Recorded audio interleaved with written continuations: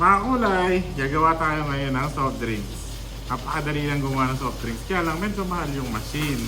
Pero healthier naman, diba? Kahit anong flavor na gusto mo ng soft drinks, pwede na. Ngayon, for today's video, mga kulay, ang flavor natin ay Sarsi. So Sarsi flavor to, yung parang mga root beer.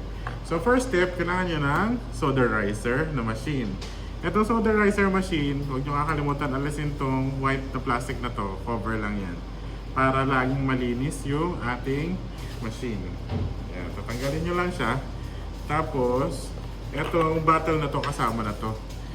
Kaya lang, ang problema dito, hindi mo siya pwede lagyan ng yelo kasi masisira yung machine. Kaya nag-prepare ako dito ng tubig, malamig na tubig na maraming yelo.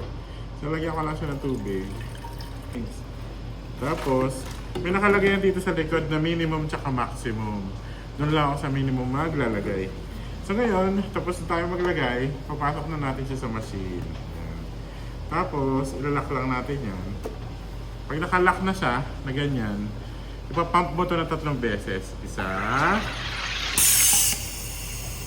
dalawa, tapos tatlo. Yan, napump mo na siya, meron ka ng soft drinks. Soda water na to, na tinatawag. Ito na ngayon yung tinatawag na soda water na nakikita natin sa soft drinks natin. Ngayon, dahil meron na tayong soda water, lagyan na natin yan dito. Yung makikita nyo, nag-ano siya bubbles. Sasahaluan na natin ng flavor. Ako kasi yung mga gusto kong flavor ng soft drinks, mga kalamansi, mga strawberry, mango, ganyan. Pero ngayon, sarsi muna ang gagawin natin. Yan. Kasi ikaw na mag-a-adjust ng gusto mong timpla.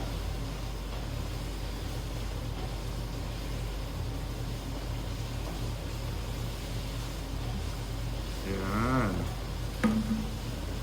Ito na, meron na tayong homemade na Sarsi. Grabe. Lasang Sarsi. Or medyo mas close siya doon sa ano sa A&W na root beer. Sarap.